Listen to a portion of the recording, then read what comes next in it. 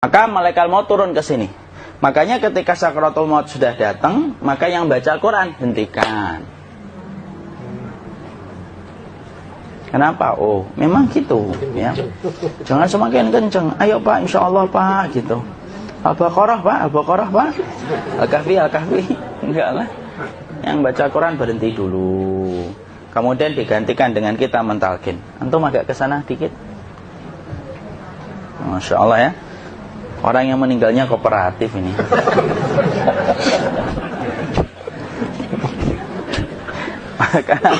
maka agak kesini ya. Maka disunahkan kita untuk mentalkinnya.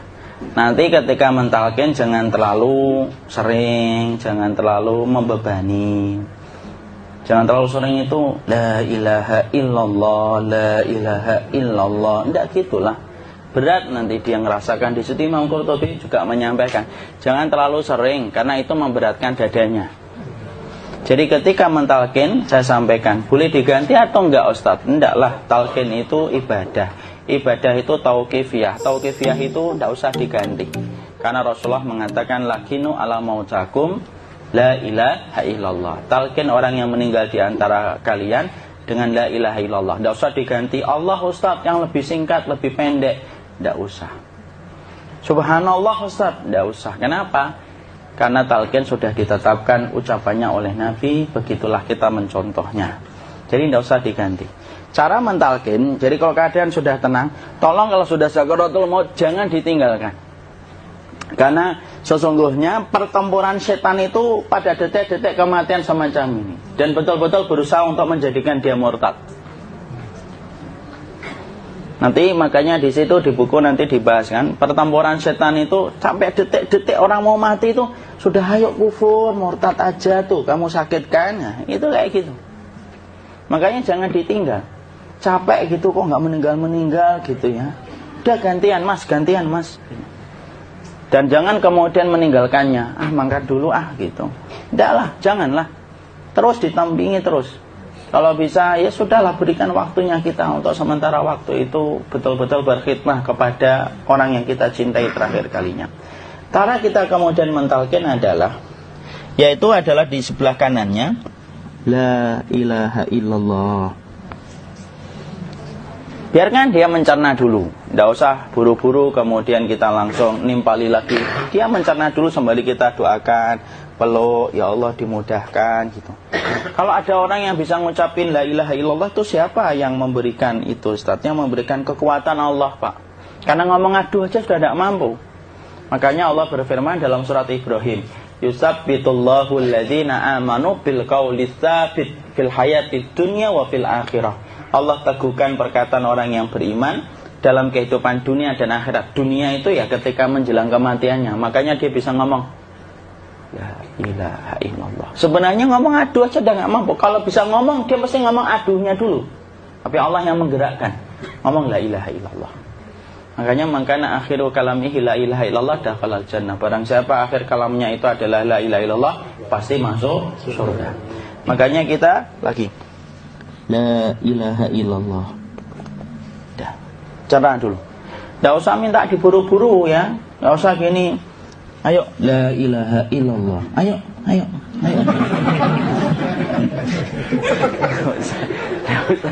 Enggak usah gitu. Ya, biarkan dia pelan-pelan gitu. Ayo tapak, ya Allah capek saya Pak. Enggak usah gitu. Ya, ucapkan la ilaha illallah. Kemudian dia mencerna. Lalu kalau dia sudah mengatakan, antum katakan la ilaha illallah. Ya, kalau sudah mengatakan la ilaha illallah, berarti sudah. Enggak usah ditalkin lagi, enggak usah. Belum meninggal juga Ustaz? Enggak apa-apa, biarin aja. Dia di situ aja. Kecuali dia ngomong lagi dan enggak usah diajak ngomong, alhamdulillah ya Pak, ya Allah gitu. Terus dia jawab, alhamdulillah. Ya. Itu berarti ucapan terakhirnya alhamdulillah. Atau ketika habis ditalkin la ilaha illallah, dia ngelihat air. Nah, itu berarti ucapan terakhirnya air. Talkin lagi. Nggak usah marah. Aduh Pak minta air. Mau minta air nanti aja dikubur gitu loh. Jangan gitu. Biarin aja. Jangan kemudian setelah la ilaha illallah La ilaha illallah. Terus, ayo tutup, awas ya ngomong lagi ya. Nggak bisa gitu juga. Maka kemudian setelah la ilaha illallah sudah, nggak usah diajak ngomong gitu. Terus kemudian nggak usah ada anaknya perempuan, ya Allah Pak, sudah bisa ngomong la ilaha illallah, usah gitu. Cukup dalam hati alhamdulillah gitu. Diam, kita dengerin gitu. Disitulah nanti biasanya tadi detik dia terakhir. Dia nanti ngeliat di sini Pak, prosesnya itu nanti kaki langsung sebagian jempol dingin dia. Kaki, telapak kakinya langsung kalau kita geningkan dingin kayak kaki yang kena AC langsung. Kemudian dia langsung ningkup gini, dikit dia, mulai kaku dia. Atau kalau enggak, gini dia. Langsung kayak jatuh, kayak kepala nanti yang paling terakhir, kepala itu pasti ada gerakannya Pak. Ini meninggal itu. Pasti gitu. Pasti gitu. Karena apa? Sudah tidak ada beban ruh yang menahannya. Ya, cabut ya, set pelan, maka kemudian malaikat itu. Tapi tetap sakit lah. Walaupun dikatakan ringan, tetap sakit. Maka kemudian sakit gitu. Set ngelewatin sini. Jantung kemudian sudah tidak berfungsi. Kemudian ginjal Pak, ngelewatin ginjal tidak berfungsi. Bapak bayangkan kan, kalau yang pernah sakit batu ginjal Pak, sepakat nggak kalau kita batu ginjal itu sakitnya luar biasa Pak? Itu baru titik batu kecil di ginjal. Kita bisa bayangkan tiba-tiba ginjal tidak berfungsi. Sakitnya kayak apa Pak? Tiba-tiba ginjal nggak berfungsi, pankreas naik, kemudian tek jantung. Jantung ini dia masih hidup dia, di sininya masih hidup walaupun jantungnya sudah berhenti. Naik. Kemudian mata, dia ngelewatin mata. Organ tubuh yang paling setia sama ruh itu mata. Maka kemudian mata dia ngelihat dia, set. Ngelihat set keluarnya, set naik dia. Ya dilihat ini sama dia. Makanya Rasulullah mengatakan innar ruha idza qubida tabi'ahul basar. Ruh itu kalau dicabut, mata itu ngikutin kemana perjalanan ruh itu. Makanya ada yang meninggalnya gini. Ya itu bukan tanda su'ul khatimah. Itu tanda fitrahnya mata ngikutin ruh. Atau kemudian bukanya sedikit. Ada yang kayak senyum Pak. Ada yang kesini yang keringetan. Nah itu tanda husnul khatimah. Ada yang senyum. Jadi sakitnya setelah selesai itu plong gitu loh. Makanya kemudian ada yang tersenyum.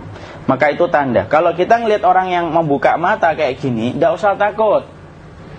Cepat-cepat kemudian kita nanti tutup. Biasanya kalau terlalu lama, itulah yang menjadikan ini tidak bisa ditutup. Makanya harus pakai kapas akhirnya. Karena apa? Karena pas meninggal nggak langsung ditutup. Biasanya karena perawat takut, dokternya juga nggak tahu itu, dibiarin itu. Makanya ada beberapa mata yang ditutup pakai tensoplas kan? Sebenarnya kalau langsung bisa nutup dia, fitrahnya nutup mata itu.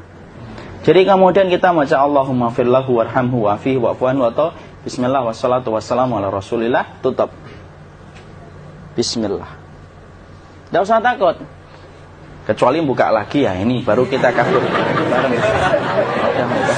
Kalau buka lagi Pak, Insya Allah Pak, ya Allah ya kita kabur bareng-bareng Pak.